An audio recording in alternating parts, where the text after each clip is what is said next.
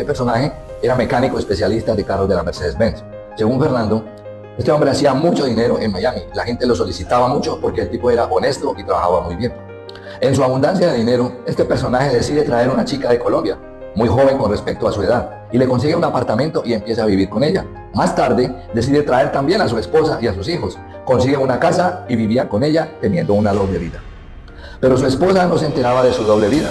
Al tiempo, la joven que había traído conoce a un chico y se enamora y se va con él. Y abandona a este. Esto le da muy duro a esta persona, cuenta Fernando, pero este personaje piensa, ahora me dedicaré a mi esposa. Más tarde que temprano, la esposa del personaje se entera que su esposo estaba viviendo una vida doble con una joven y en su celo y venganza consigue a otro hombre y le abandona también, quedando este personaje solo totalmente. Esto golpea fuertemente a aquel hombre. Cuenta Fernando que el hombre seguía trabajando porque mantenía muy ocupado, pero él trabajaba en la calle, en las plazas y supermercados, era donde él reparaba los carros. No sé más de su historia, pero el hecho fue que este fue el momento preciso donde Dios me dio la entrada de compartir el evangelio, cuando Fernando dijo, es que Jair, por eso yo digo que el infierno no existe, todo se para en esta vida. Entonces yo le dije, no Fernando, el infierno sí existe. Lo que pasó a ese hombre simplemente era la misericordia de Dios llamando su atención, quitándole lo que él más adoraba, que eran sus mujeres, para dejarlo sin nada y castigar su carne en este mundo, para que él hiciera un alto y pudiera mirar a Dios y buscar de él. Pero si en su momento de aflicción él no abre su corazón y pide perdón y se arrepiente, entonces su pecado le condenará al infierno y allí pagará por la eternidad en el lago de fuego. O sea que pagará aquí, pero también pagará allá, porque todos vamos a morir y después el juicio. Eso es lo que dicen las Escrituras. Todos compareceremos delante de Dios y seremos juzgados, y solo hay dos opciones. Si antes de morir te arrepientes y reconociste a Jesús, el Hijo de Dios, como Salvador, tendrás como misericordia, salvación y vida eterna. Pero si no lo hiciste en vida, ya no habrá chance cuando estés en el juicio de Dios. Tu condena será el infierno para arder eternamente en el lago de fuego. Entonces Fernando replicó, no Jair, pero es que yo no le hago mal a nadie, yo me considero una buena persona y le ayudo a la gente. Entonces yo le interrumpí y exclamé, mentiras de Satanás. ¿Sabes, Fernando? Satanás quiere que la gente piense eso. Pero ¿quién te dijo a ti que tú tienes que hacer algo para ser salvo y tener vida eterna? Tú puedes ser un criminal y la persona más mala, pero si antes de morir lo reconoces y pides perdón y reconoces que necesitas de Dios, Él te perdona. ¿Recuerdas la crucifixión de Jesús en el Calvario? ¿Recuerdas que habían dos ladrones que también fueron crucificados juntamente con Él? Mira esta escena. Uno de ellos insultaba a Jesús diciéndole, si tú eres el Cristo, sálvate a ti mismo y sálvanos a nosotros. El otro ladrón le reprendió diciendo, ¿ni siquiera temes a Dios estando en el mismo suplicio? Este criminal representa la misericordia de Dios a este hombre en su momento de pena, suplicio y dolor, pero decide no arrepentirse ni reconocer a Dios. ¿Cuántas veces le insultamos con nuestra negativa hacia Él? Pero mientras estés vivo, todavía hay chance. Pero miremos qué pasó con el otro criminal. El otro dijo, nosotros en verdad sufrimos justamente porque recibimos lo que merecían nuestros hechos, pero este ningún mal hizo. Y dijo, Jesús, acuérdate de mí cuando vengas en tu reino. Este criminal, al igual que el otro, no había hecho buenas obras. Era un criminal de seguro, había robado, tal vez matado o violado mujeres, lo sabemos. Pero él reconoció antes de morir que él había hecho cosas malas.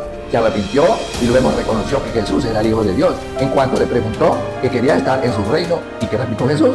Hoy mismo estarás conmigo en el paraíso. ¿Sí ves, Fernando? Tú no necesitas hacer nada bueno para ser salvo. Al igual que el criminal, solo necesitamos arrepentirnos de nuestros pecados y reconocer que Jesús pagó el precio por nosotros en la cruz del Calvario. Que esa sangre que Él derramó en la cruz cubre nuestros pecados. ¿Cómo sabemos que somos pecadores? La ley o los 10 mandamientos es el espejo donde nos examinamos. No matarás, no adulterarás, no dirás falso testimonio, etcétera, etcétera. ¿Alguien puede cumplir los 10 mandamientos sin faltar a uno? Por uno que falles, y Fernando replicó, ¿ya pecaste? Exacto, le respondí yo. Y la Biblia dice que la paga del pecado es muerte, muerte eterna en el lago de fuego. Entonces, también le expliqué a Fernando cómo era que nuestros pecados eran borrados por su sangre, llevándolo al Antiguo Testamento, donde Dios perdonaba a su pueblo mediante la sangre de animales, cuando el sacerdote ofrecía esa sangre en expiación cada año, y que esa sangre de los animales, como las machos bravíos y corderos y palomas, representaban la sangre de Jesús, pero que Él había derramado su sangre esa sola vez y para siempre. Cuando reconocemos a Jesús como nuestro Salvador, esa sangre cubre nuestros pecados.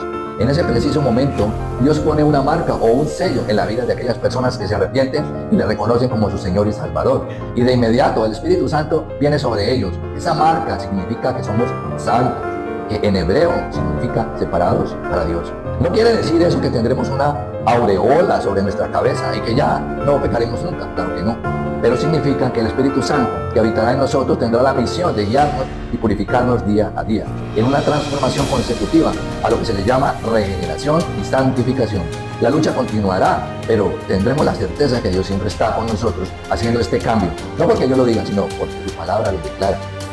¿Has escuchado lo que Pablo decía? Hay algo en mí que me obliga a hacer lo que no quiero, y lo que no quiero hago. ¿Quién me librará de este cuerpo de muerte? Esto significa que el pecado está en nuestra carne, en los deseos de la carne, en nuestros malos deseos que siempre llegan a nuestra mente. Es una lucha constante, no que ya no pequemos más por ser santos, pero sí que ya no queremos pecar como lo hacíamos antes de recibirlo. Entonces, ¿qué hacemos, Fernando? Venimos ante Él en oración y actitud de arrepentimiento y pedimos perdón cada día. Le rogamos que su misericordia nos ayude a alejarnos y no caer nuevamente en estos pecados. Fue aquí donde yo le hice el llamado a la acción. Las Escrituras dicen, hoy es el día de salvación. 2 Corintios 6:2, que dice, porque en tiempo aceptable te he oído y en día de salvación te he socorrido. He aquí ahora el tiempo aceptable, he aquí ahora el día de salvación. Porque hoy estamos aquí, mañana no sabemos. El martes pasado tuve un accidente en el carro de la compañía y que me transportaba, rodó por una zanja y hubiera podido morir y no regresar a mi casa. He viajado hasta aquí porque Dios puso en mi corazón venir a confrontar tu vida y sembrar esta semilla para que tú me sigas. Desafortunadamente, no puedo tomar esta decisión por ti. Solo tú tienes que tomarla y hacer una oración creyendo en tu corazón que Jesús es el Hijo de Dios y que su sangre fue el precio que Él pagó por ti. Debes reconocer que eres un pecador, arrepentirte y esa sangre te limpiará. Esto es lo que debes repetir creyendo. Si quieres, yo puedo acompañarte en esa oración. ¿Te gustaría tomar esa decisión hoy? Y él me dijo, sí, Jair, yo lo acepto. Entonces, cuando llegamos a casa, aprovechando que aún mi hermana no había llegado, yo la acompañé y él hizo la oración aceptando a Jesús y arrepintiéndose de sus pecados. Gloria a Dios.